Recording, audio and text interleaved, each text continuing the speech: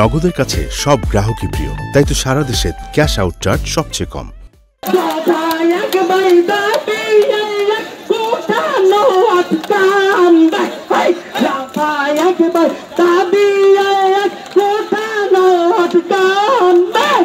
জগন্নাথ জগছে আবার দেখলে তো রাতে